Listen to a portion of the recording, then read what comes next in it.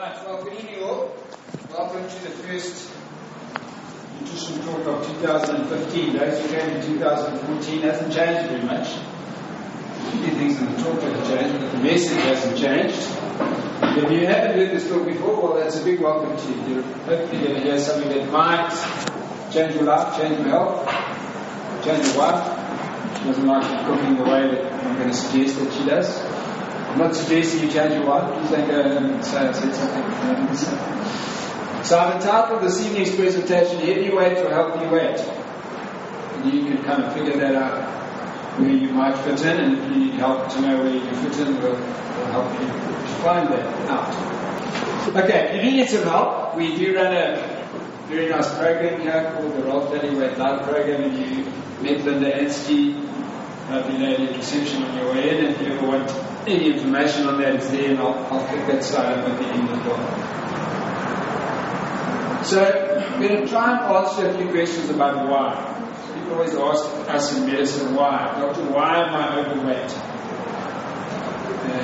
And the answers to the whys have become a little clearer over the last couple of years, and the answers to the whys are a little different to the things that we used to tell people in medical and dietary advice 2-3 years ago. So the one why that I want to talk about is, why do we worry about people who are overweight? And why should people who are overweight worry about themselves? Well, in particular, we're worried about where is that extra weight. Girls will often carry extra weight in the butt and in the thighs, and they like that, and they whinge about it. The reality is it's a cosmetic issue, and it doesn't have too many health implications. So, much as you might not like being overweight, where it's all in the hips and bums and thighs, it's not a drama. The drama is when it's in your belly, from a medical and health point of view. So the positioning of weight is a key determinant of how that weight is going to influence your health going forward. So bums and thighs, not a big snag. Particular individuals, certainly some there. But boys, more than anyone, will often collect body fat in the abdominal area. So they call it belly fat. I like that too. It looks like I've slapped them in the face when I'm talking about their belly fat. But it's a reality. And it's a very distinct health reality.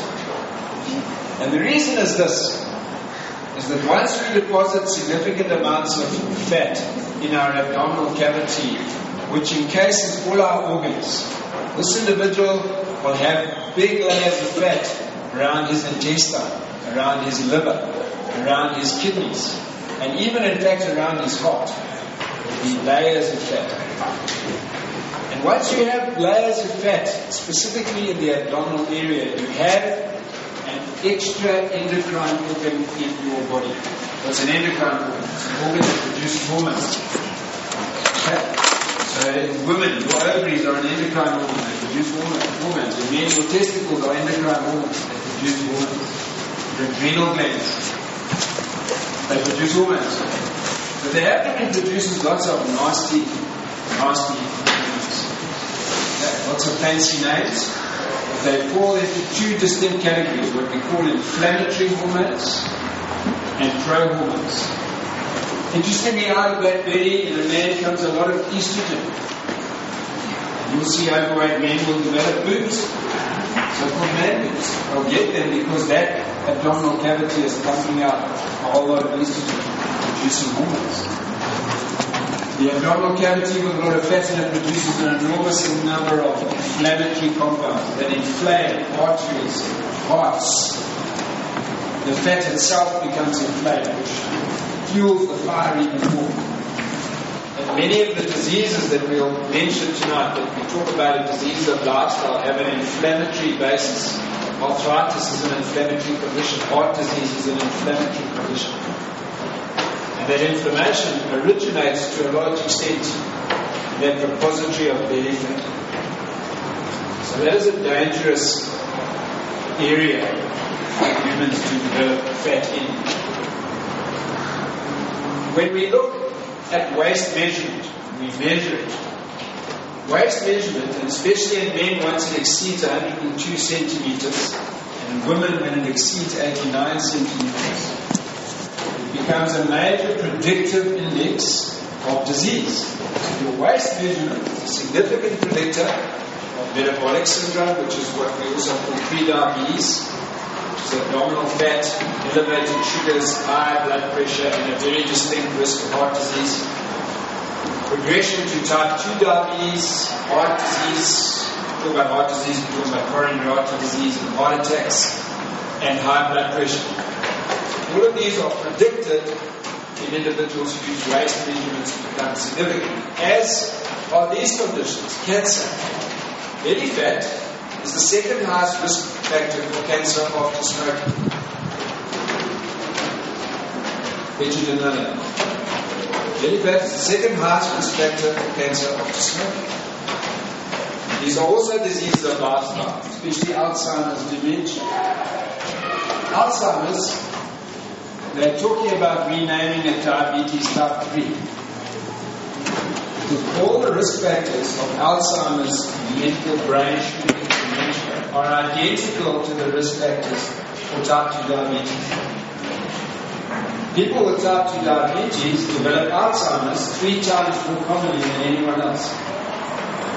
There are distinct relationships in these disorders.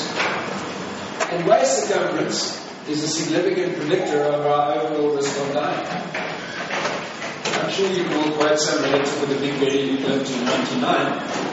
I will show you a large number of people who didn't get through their 50s.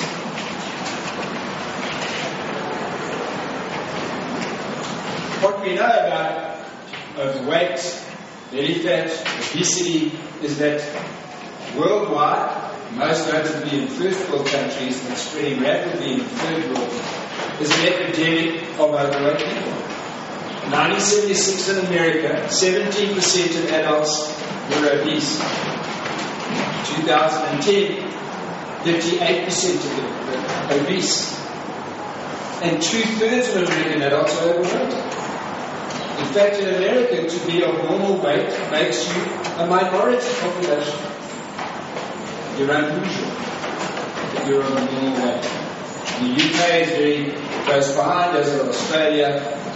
And looking around Zimbabwe, we're not doing too badly, and I can tell you that South Africa, in August 2013, ranked the 3rd fattest nation on earth. Mostly because 84% of ladies in South Africa are grossly overweight. I'm not sure they want to be in bronze-level position as a country, but they are. So that's very close to us. So we face an epidemic of weight issues, and if you follow what I said in the last slide, that weight, especially in the tummy, is predictive of disease, it's not surprising that we see an epidemic of diabetes worldwide. They're talking about in the UK by 2050, 1 in 2 adults will be obese. By 2050. Diabetes worldwide, diabetes certainly from an American figures, now 1 in 8 Americans are diabetic. By 2025, the estimate will be 1 in 3. The average cost in the USA of treating a type 2 diabetic who develops his or her diabetes at 50 years old, treating them for the 8 years before they die prematurely of heart disease, is in the region of $200,000. So if you were Mr. President Obama's financial advisor currently and you were doing the maths, you figured out that by 2025, 1 in 3 of your population will be demanding $200,000 each to treat their diabetes. You'll be well aware that your economy in the next 8 years is probably likely to do that. And that's what they know. They're not quite sure what they have to do. Sorry about sunlight. Okay. So, for years, decades, we, medical people and dietary people, have expounded the traditional model of why we get fat. The traditional model says that we eat too much and we exercise too little. And we all kind of read that, subscribed to it, we told that you're overweight because you eat too much food and you're lazy. This has been the model for years. And the consequence of this model has been the treatment and interventions that we have expounded as a direct result of it. But even Einstein, the famous mathematician, when he tried to figure out this model, which is simply based on the calories that we take in, we eat too much, are not balanced by the calories that we take out by exercising. That's the simple mathematical model, and if you've got extra calories, you store fat. Even Einstein figured out after a while that doesn't add up. And I'm going to show you that this mathematical model of calories in versus calories out, it's just not that simple. Human biology is far more complex than that. So this doesn't work, and unfortunately all treatments of weight issues are based on this particular hypothesis. So what are we told to do? What do I usually tell people to do? We tell them to go and eat a low-fat or a low-calorie diet. That's what most traditional diets are based on, reducing the fat in your diet, mostly because we're scared of fat and heart disease, secondly because we think fat's got lots of energy in it. And so we tell you to go and eat less fat and less calories.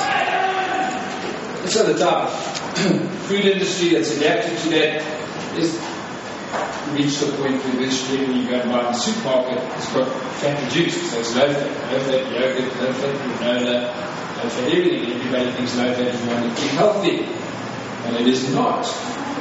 It's terribly unhealthy for you. I'll show you why. And we told people, go and exercise. Look like that, you've got to go and exercise. You're going to burn more calories. And exercise as hard as you can, as long as you can, and burn as many calories as you can, and you're going to become wonderfully thin. Is that true? No. So, the consequence of all major review and research studies in the last 20 years of this advocacy of eat less, eat low fat, exercise more, the results have been failure. Disastrous failure. How much of a failure? In 95 to 98% of overweight cases a failure of people who adopt low fat, low calorie diet programs with or without exercise. If you look at the major review studies on weight loss programs using low fat diets, 98% of people on 98% people on low fat diets regain 98% of the weight within 24 months.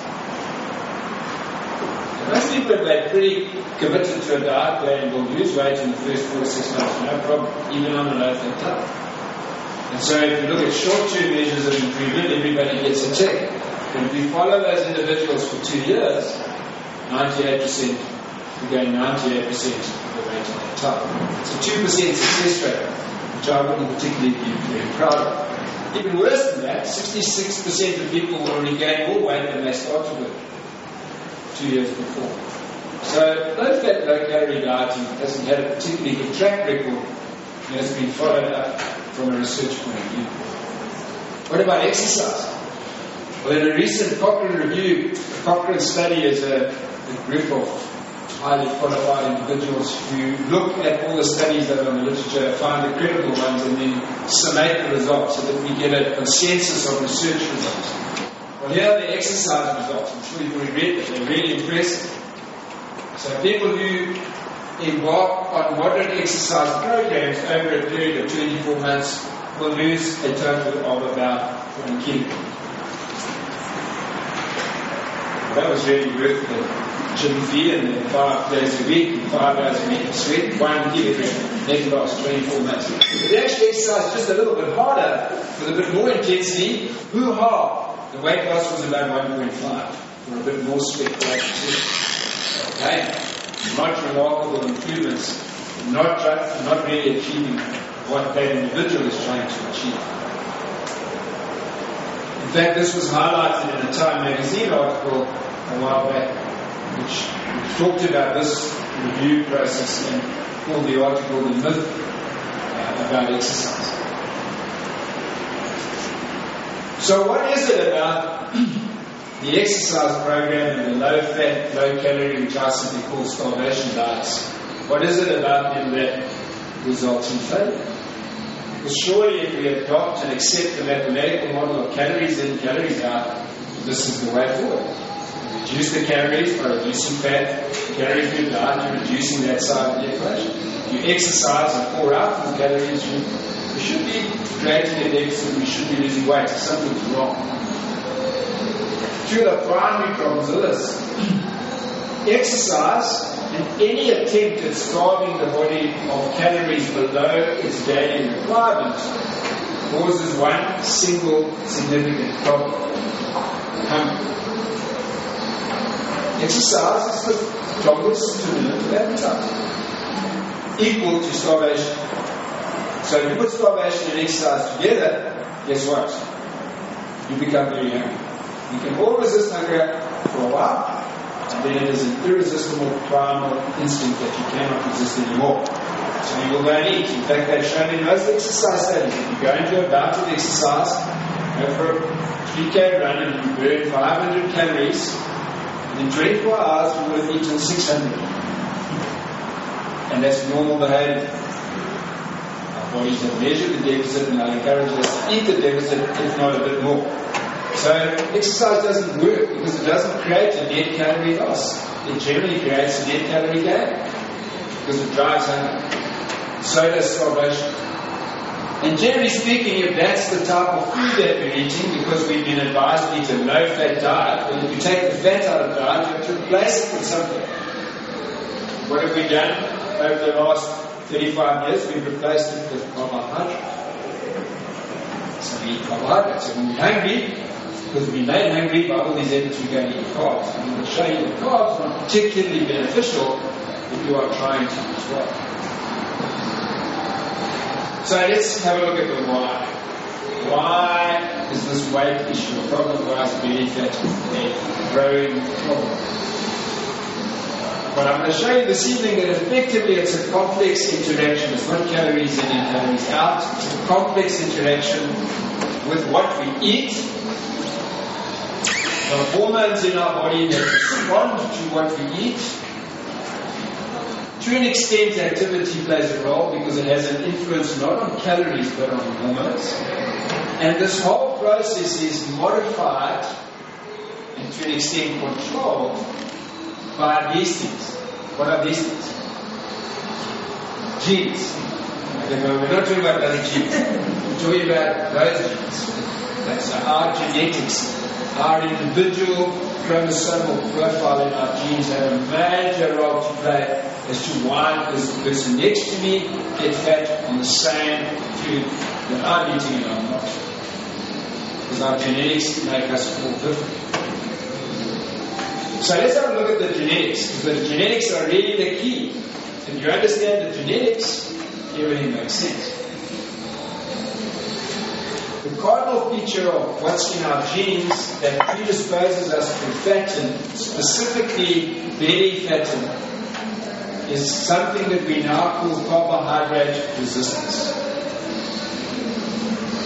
And up to 65% of you in this room, in any studied population, probably higher, carry the genetics to be resistant to carbohydrates. What does that mean? In simple English, it says that you are intolerant to a level of carbohydrate intake. That each one of you has a level of carbs up to which you're okay. And once you exceed those carbohydrates, you'll have a tendency to fat. And that threshold is different in everyone. Once you have carb resistance, if you are born with carb resistance in your genes, you have that built-in intolerance. And at some point in time in life, it will kick in. Because there are certain things that will trigger it off. And once triggered off, carb resistance will reflect itself in certain effects in the human body.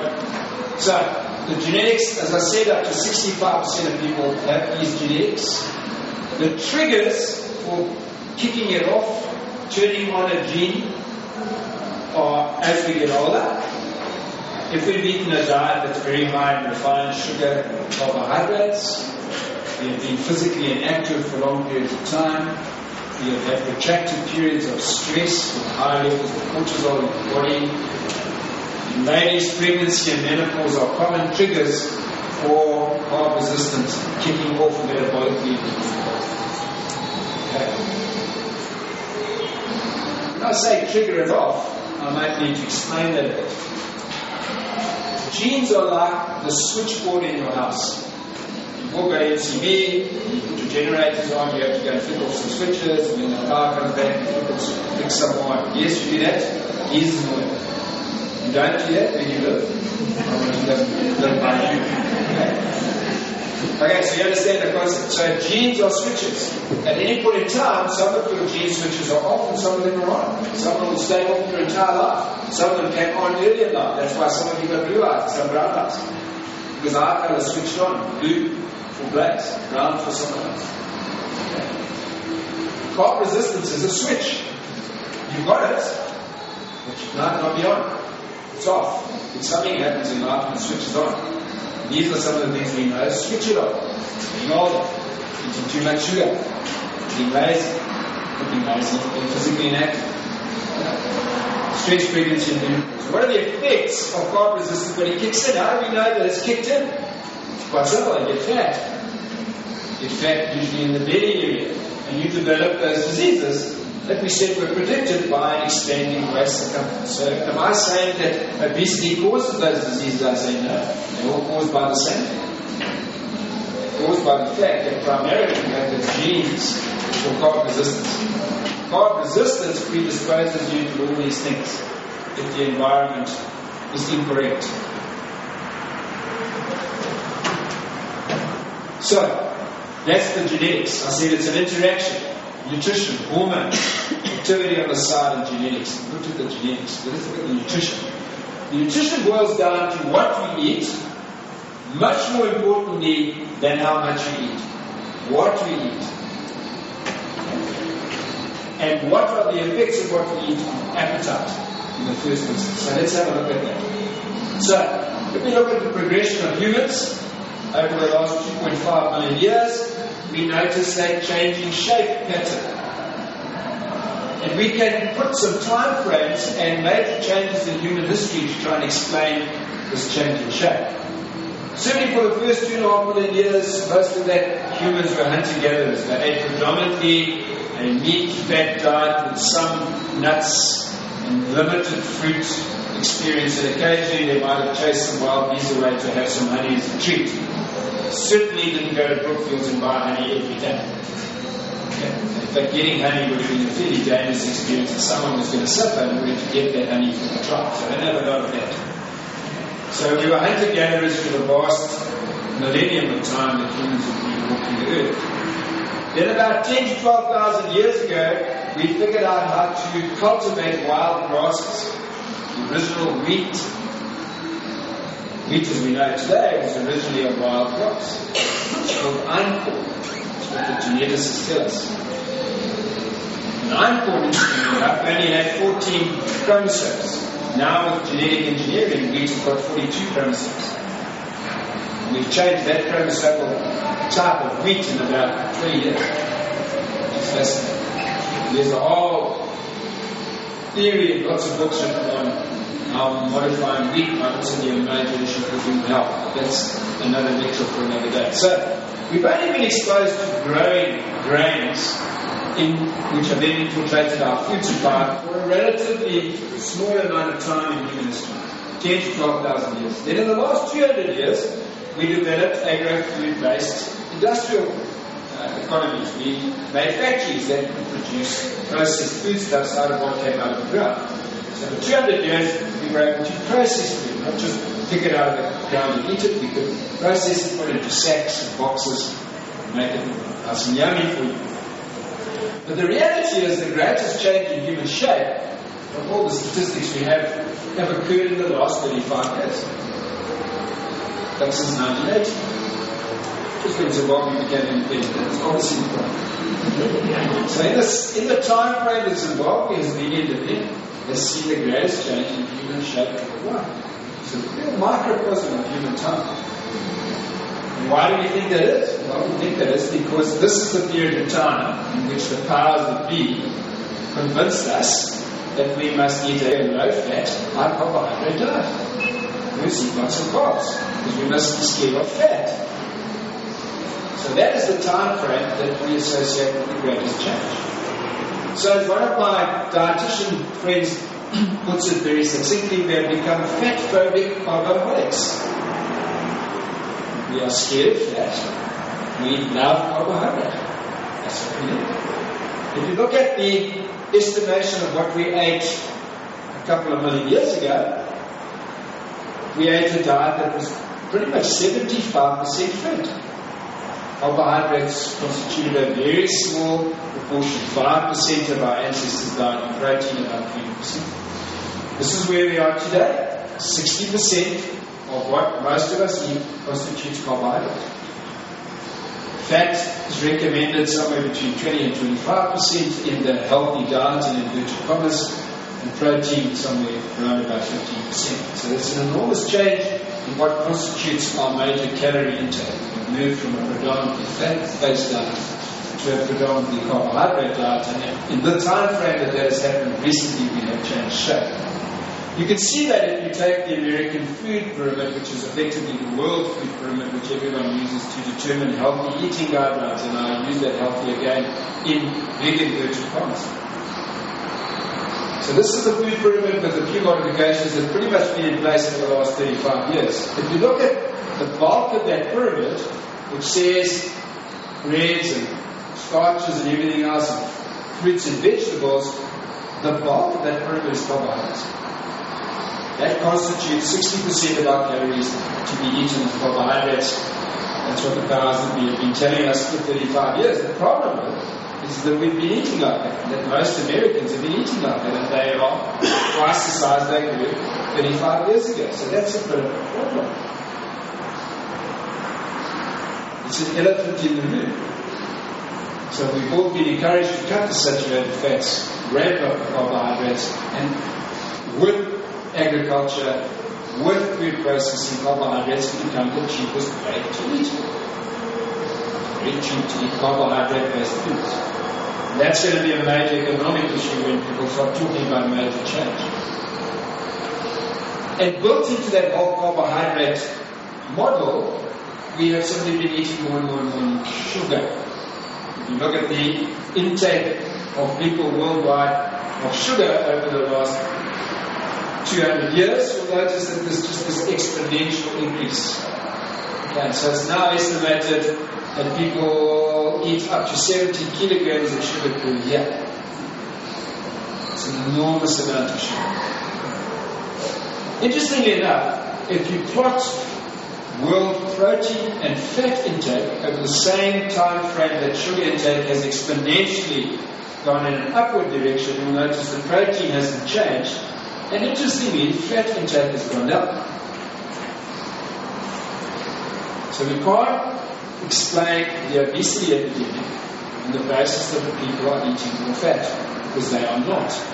They're doing what the powers that be told them to do. Cut fat, eat carbs. So let's have a look at these nutrients in the diet.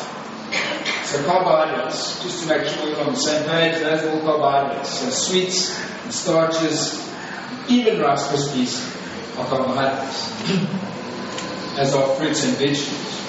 There's a couple of quick facts, so we're all on the same page. Fact number one, all sugars are carbs. Whenever you're that, you can disagree with me, stand up, put your hand up, shout, scream, anything you want. All sugars are carbs, we are that. All carbohydrates are simply bundles of sugars. So a potato is a bundle of sugars. Wheat is a bundle of sugars. A banana is a bundle of sugars. All carbs are sugars. All carbs, once you stick them into the body, in whatever form they are, end up as sugars. So you don't put a potato in your mouth and measure potato in your blood. You put a potato in your mouth and you measure sugar in your blood. So they all end up in the same way.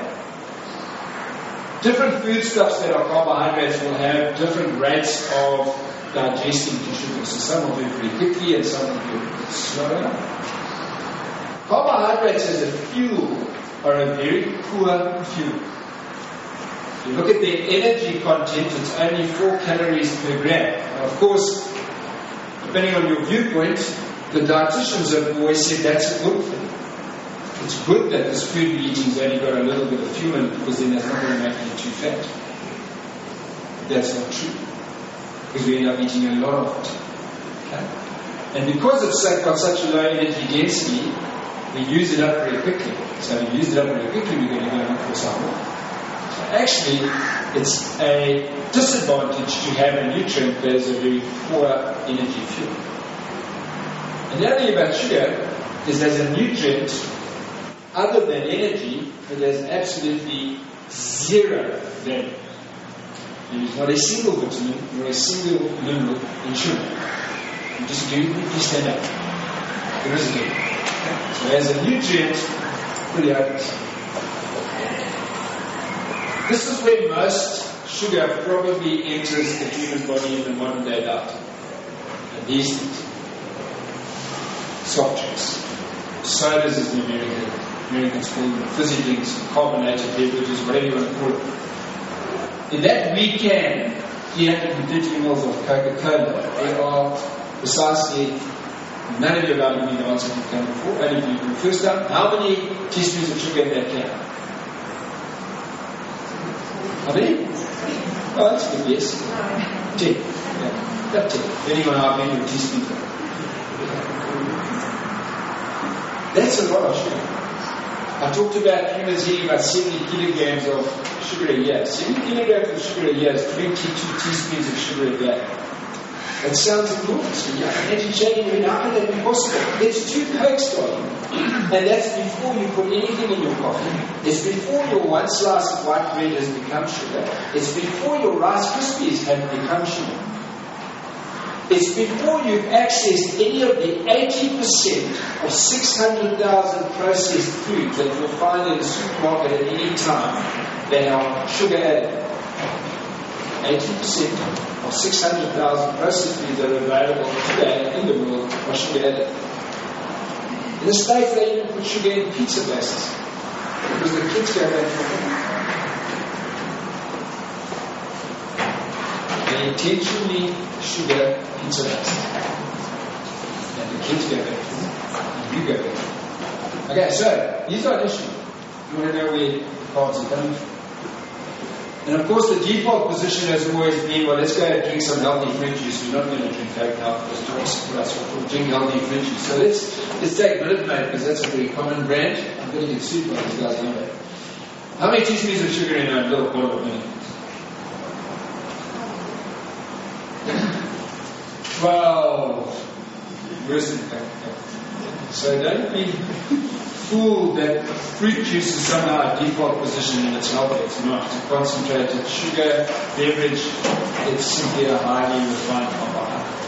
And the other sort of not surprising thing is that those guys actually make it. You didn't know who made Minute Maid. It's made by Coca-Cola. So it's kind of not surprising. Right, so a quick review on the basic human biology. What happens to carbohydrates when we eat them? I mentioned that in big facts we digest them. And when we digest them, they end up as simple sugars. The two commonest simple sugars that we get from food are glucose, which I'm sure you've all heard of, and I'm sure you've all heard of fructose. We associate fructose normally with fruit sugar. The fruit is where we get the minority of fructose from in our diet. Most fructose comes from carbohydrate foods and table sugar. And the reason for that is the following. This is table sugar or sucrose, as we know it. Nice stuff to put in your coffee. The Americans in the 1970s decided that sugar was quite expensive, so they figured out from corn how to produce something called high fructose corn syrup. It's much, much cheaper than sucrose, which comes from sugar cane and wheat, but it is biochemically identical. High fructose corn syrup and sugar are obviously identical. They are made up of half glucose and half fructose. Okay. So they're pretty much the same thing. In the States, pretty much all soft drinks and most sugar-added foods have got high fructose corn syrup because it is so much cheaper. In this part of the world, I think we still put more sucrose in food. So when you digest sucrose or high fructose corn syrup or any food that contains a lot of these sugars, you end up with glucose and fructose in almost equal proportions.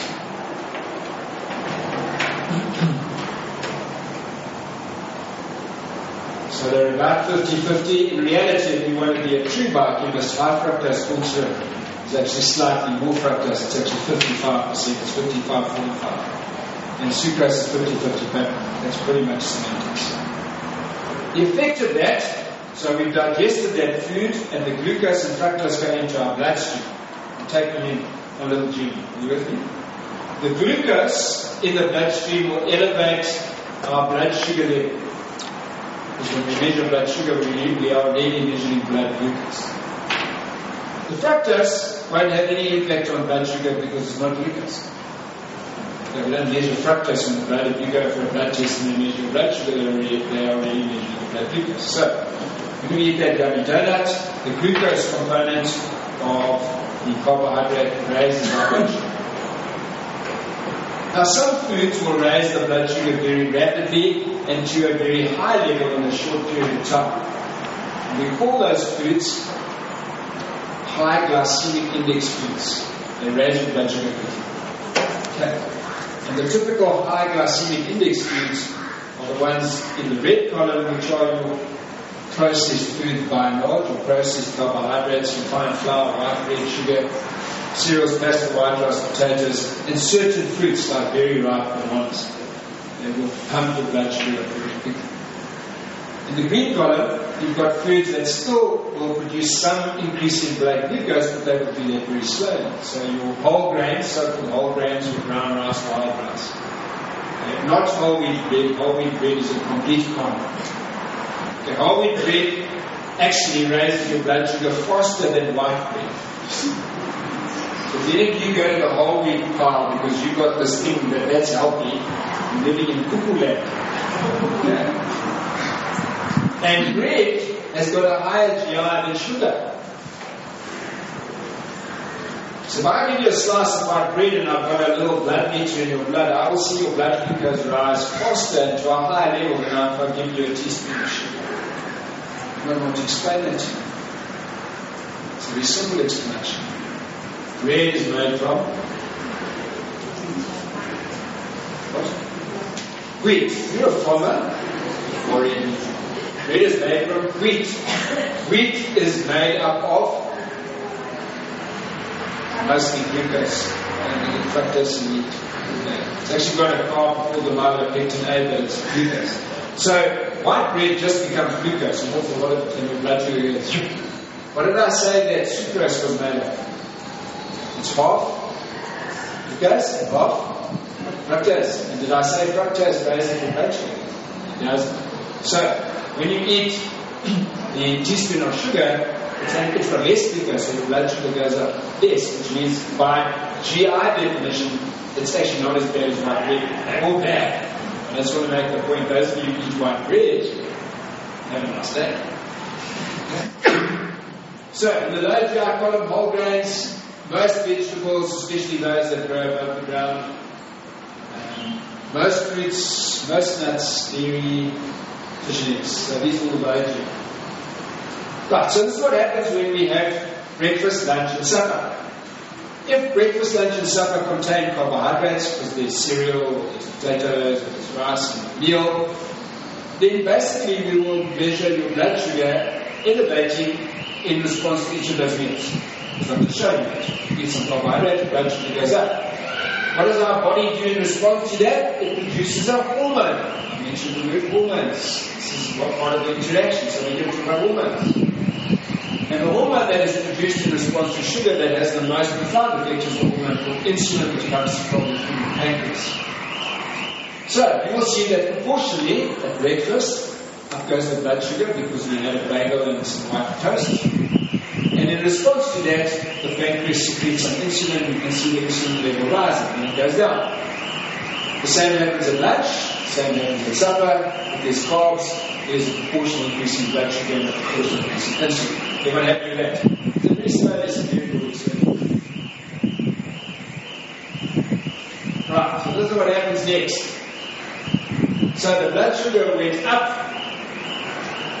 insulin came along, because that's the hormone that is produced to control blood sugar. And under the influence of insulin, this is in a normal person, on a normal day, some of it will go into the liver and it will be stored there. So insulin says to the sugar in the blood, head for the liver and go climb in the cupboard and just sit there until we need it. So we store it. It does the same in the muscle. Some of the blood sugar goes into the muscle and it sits there in the cupboard and it is stored. Some of it is also burnt in the muscle for energy. Anything that is left over, once those cupboards are full, and those cupboards are not particularly big. The liver cupboard is the smallest cupboard, the muscle cupboard is a bit bigger. They're not that big. So if you've had a fairly substantial carbohydrate meal, there's going to be sugar left floating around in your blood. Under the influence of insulin, in the human liver, we carry out some nutritional alchemy. You know what the alchemist was? The guy who could do magic things with substances.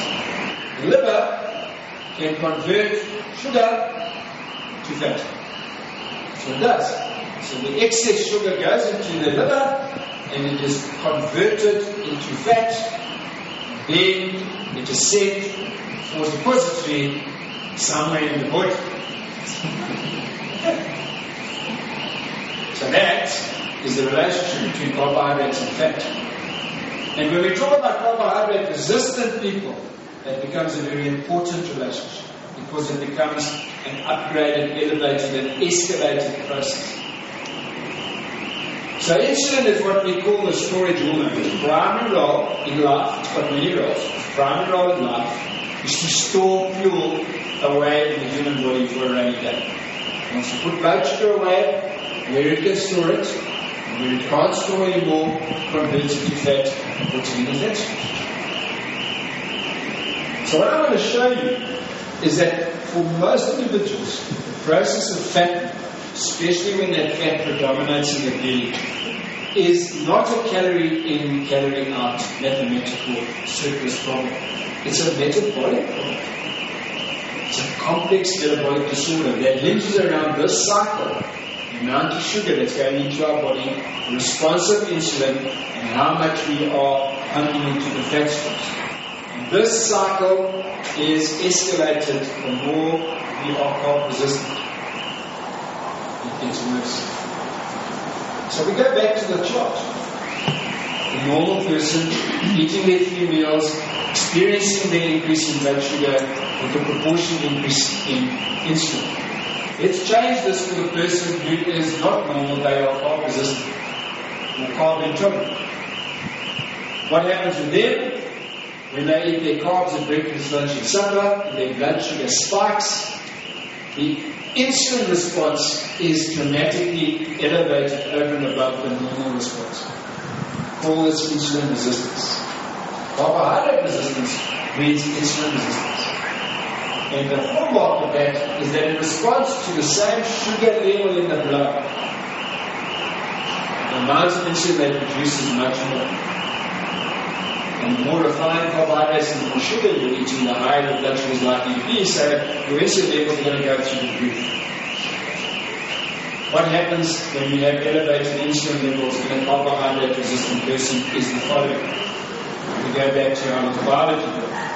So we said we have our donut and the blood sugar goes up, we're eating a high carbohydrate meal, we're a carb resistant person. The first thing that happens is that we have a mega overdose of insulin. Okay, pancreas reads that blood sugar and goes, pump it out. Over time, we develop insulin resistance, which in the sugar stores in the liver and the muscle is reflected as a reduction in storage capacity. In simple English, a carb-resistant person has got smaller cupboards now in the liver and a smaller cupboard in the muscle to store sugar. So it can't put as much of it away. So it can't put as much of that away in there. What's happening here? Okay, you've got 10 teaspoons of sugar floating around the blood and you're trying to store them, but you can only put one there and one there. What's the problem in the blood? You're still 8.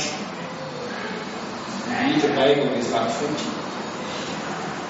Okay, so there's a lot left. So, what did I say is the default position when there is excess sugar floating around in the blood? What is insulin going to do?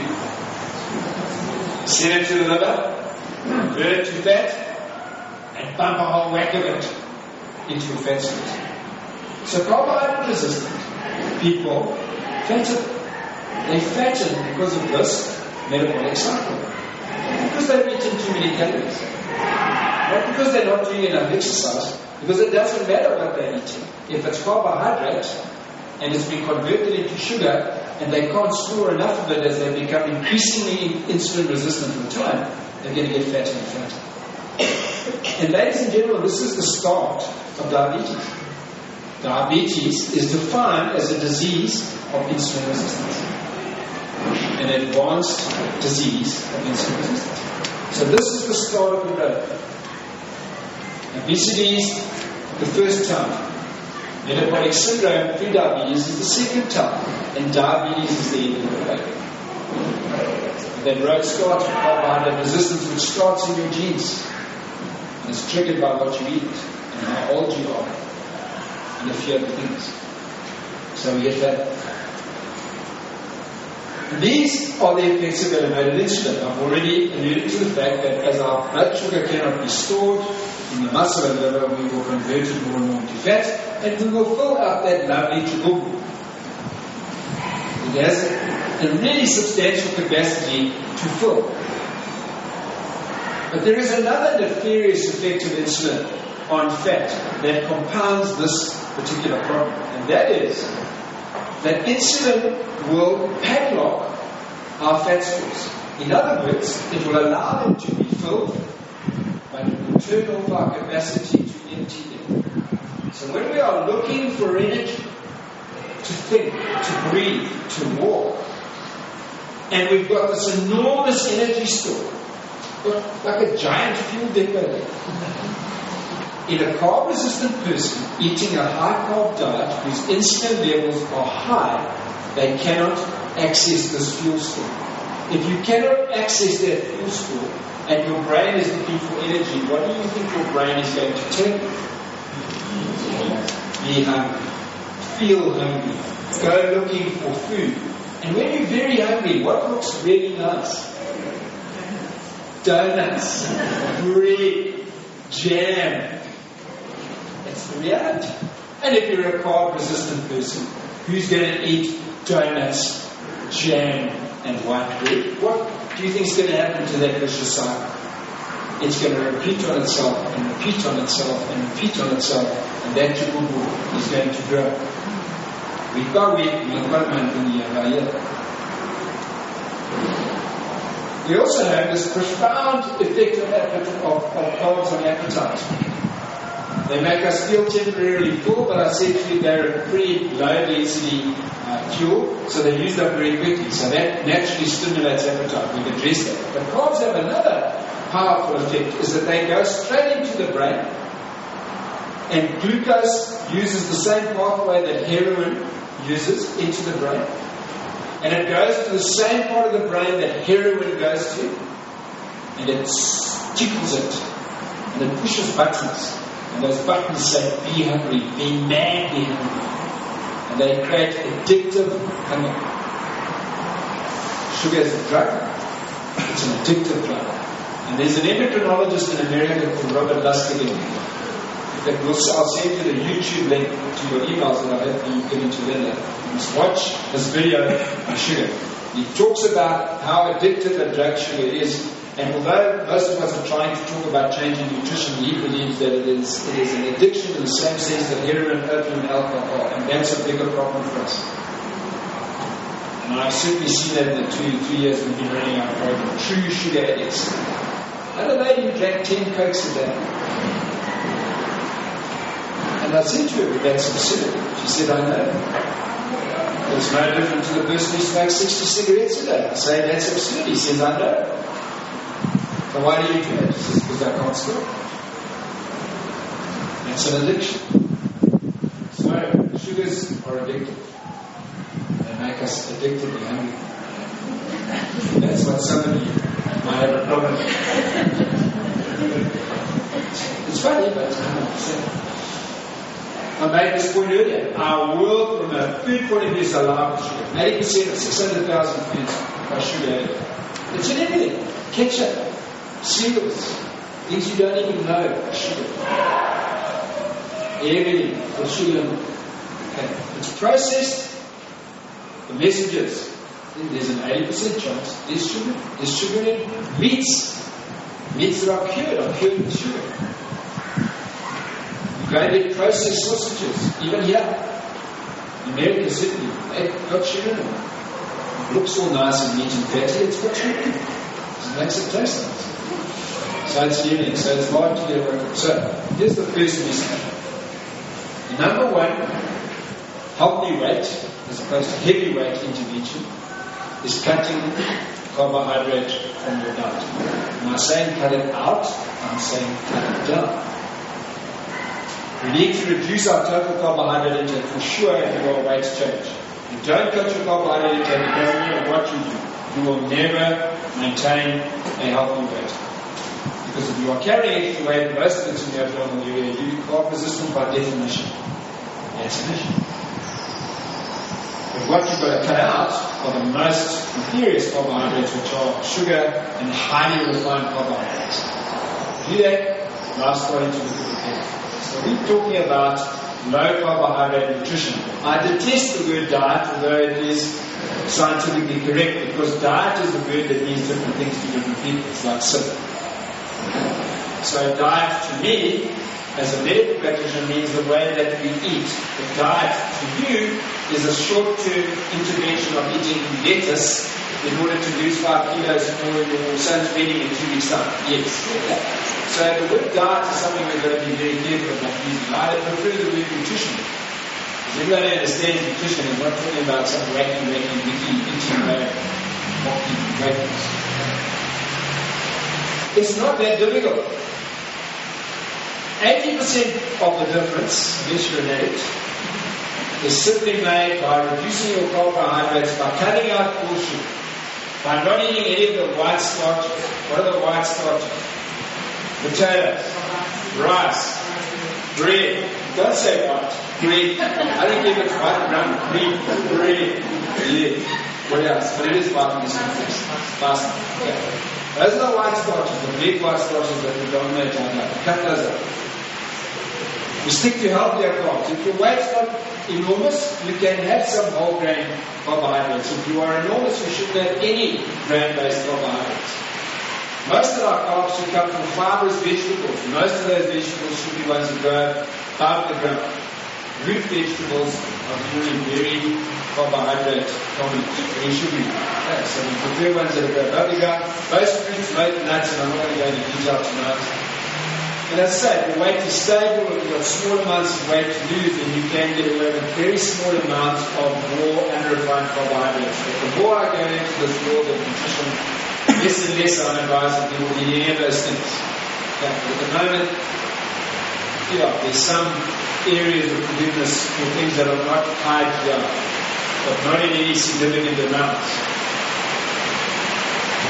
So let's talk about fat. In most women's vocabulary, fat is a four-letter word. So that's more accurate. It's also accurate because there's more than one type of fat. And the message that I'm going to give you is really summarized in that little fellow there. Telling you eat a lot. Okay, so, look at me over here, that's what I'm going to tell you. So fats are the most important corollary to reducing carbohydrates in your diet. I'll take carbohydrate out of your diet and not have fat in your diet, because what the hell are you going to live on? We are an energy-based being. We need energy for every human biological process, including sleeping, thinking, breathing, digestion. They need energy. So we've got to get energy from somewhere. To take the carbs out, we've got to get energy from somewhere. So we need fats in our diet, and we need them more than just energy. You probably know about fats. There are different types.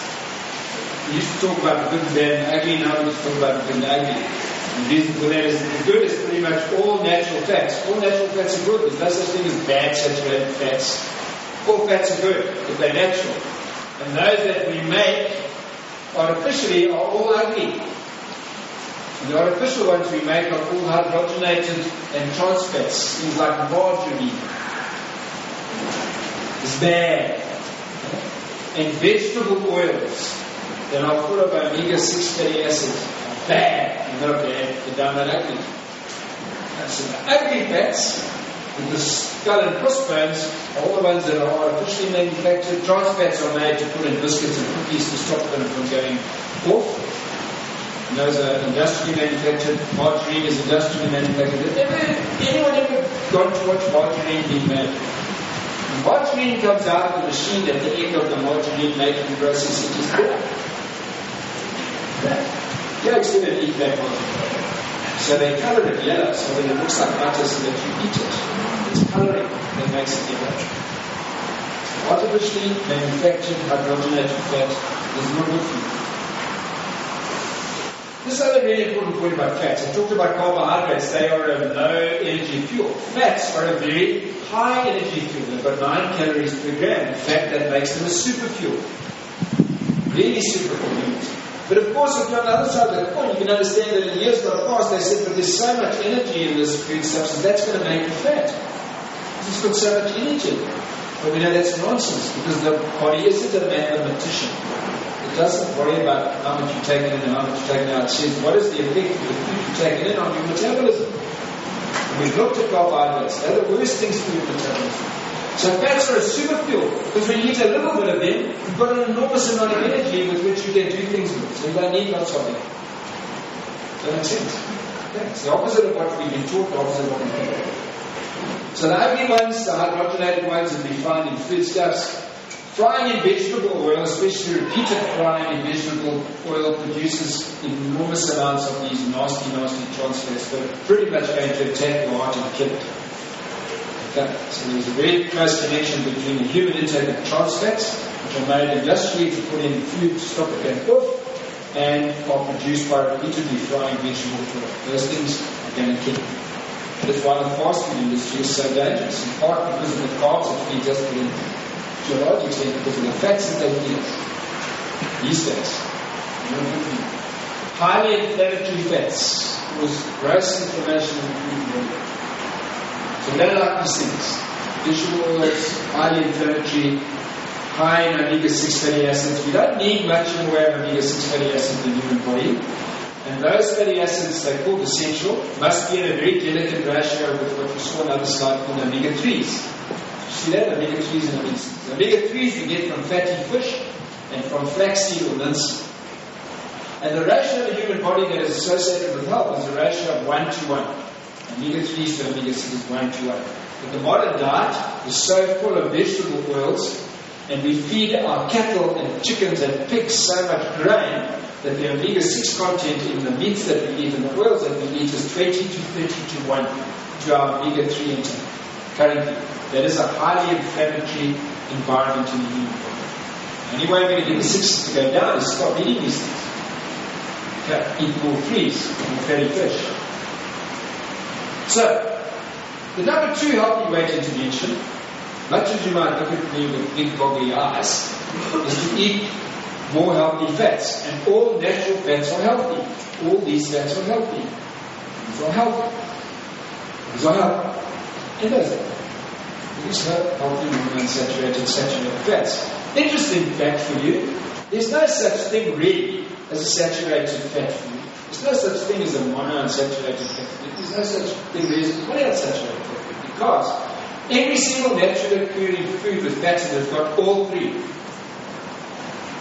But in some foods there's a predominance. Okay, so we're talking about meat being saturated fat. The reality is meat is 45% saturated fat. It's 51% monounsaturated. Olive oil has got 9 times the saturated fat than meat. We call it a monounsaturated because it's got a lot of monounsaturated fat. You go, that's healthy. It's got lots of saturated fat. So all naturally occurring foodstuffs have got all the fats, and they're all healthy. What do they do to appetite? We talked about hunger being a major issue in making people eat and making people gain weight. Well, fats have a negative effect on appetite, a profoundly negative effect. First of all, they've got all that energy, so a small amount will last us a long way. Blazers are big driving mechanical things with fuel and that kind of man. You've got a super fuel in there, your motorbike can do 100 k's in 1 litre, that's pretty good. So the human body can do 100 k's on half a mil of oil. That's good. Because we don't need a lot of it. We don't need a big fuel tank. Second important thing about fats, they have no effect on the brain. They have no effect on that appetite center in the brain. They don't stimulate glycolysis. Okay, so generally appetite is suppressed by a reasonable level of fat intake. So, we need, what is the effect of eating a low-carb, high-fat diet?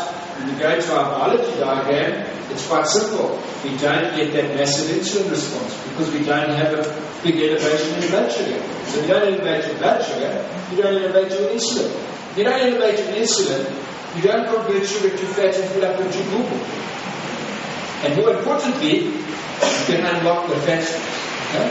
So, when your insulin goes down, your gluten stops filling up, but very importantly, the fat lock opens. So guess what? We're eating fat in our diet, and hey presto, the fat in our food store is available and open for business. Garage is open. Bring in your car and fill up tank. So we can start using it. And when we can start using that fuel, we've got energy for the body's processes, including exercise. Our appetite is increasingly reduced because the brain senses there's just all this energy around. You don't need to be hungry. But potatoes are not looking so yummy anymore. Just go eat the butter you're going to put on. Come to ours, when you stick your knife into the what do you stick it in, the jam or what?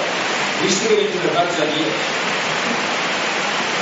We put unsalted butter in our coffee. Wonderful. Let's try it. Unsalted butter in the coffee. Try it tomorrow. You'll be amazed. And what happens is, like Pac-Man, is that individuals with that type of body composition will progressively eat themselves to a healthy weight, from heavy weight to healthy weight. They will do it some quickly, some slowly, most steadily over a period of time, and by 2 years, most individuals have maintained that weight. They're not in that other world of low-fat, high-carb eating where the success rate is 2%. Yeah, I'm not saying that everybody succeeds, everybody's different. But if they commit to a low-carb, high-fat, protein program, most people do very, very well. Sustainably so, because they're not hungry. You can't live hungry. Nobody can. So, in summary, you want to be lean and healthy weight rather than heavy weight. And we suspect that you are carb resistant, which you should suspect strongly. If your parents or anyone in your direct family are type 2 diabetics, or have metabolic syndrome, or have big bellies, or you have a big belly, then you have carb resistance in your genes for sure. If you have one relative who has type 2 diabetes, who's a direct relative, you have carb resistance in your genes. You need to pay attention. Cut the carbs, shovel the fats.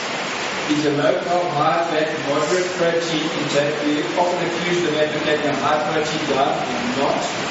But we eat reasonable foods in reasonable proportions, real foods in reasonable proportions. The protein that you take in, which often comes in liquid fats, but it's in the meat and the dairy, will be of moderate level intake, which is totally consistent with human health.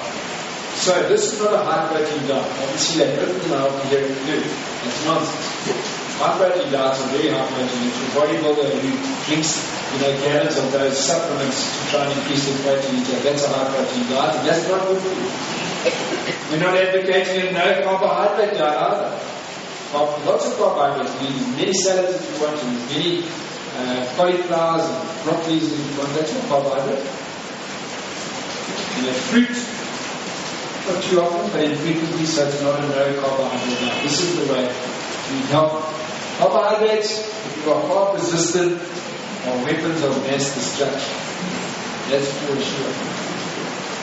To sum it up in the quotation of John Stuart Mill, that which seems the height of absurdity in one generation often becomes the height of wisdom. We know what made it where we are today. We used to know, and what we now know are different. What we're saying is different. And I'm not going to stand here and lie to you. I'm going to say there's consensus amongst the medical professionals, the dietitians, as I stand here today, but there's not. There's conflict in debate. Those of you who follow Tim Noakes in South Africa and watch podcasts, see that debate. It's very interesting. And the end of February is the first World Conference on Low Carb Nutrition in Cape Town. It's going to be a game changer as far as I'm concerned, because we're bringing all the world experts to one forum to make a big noise.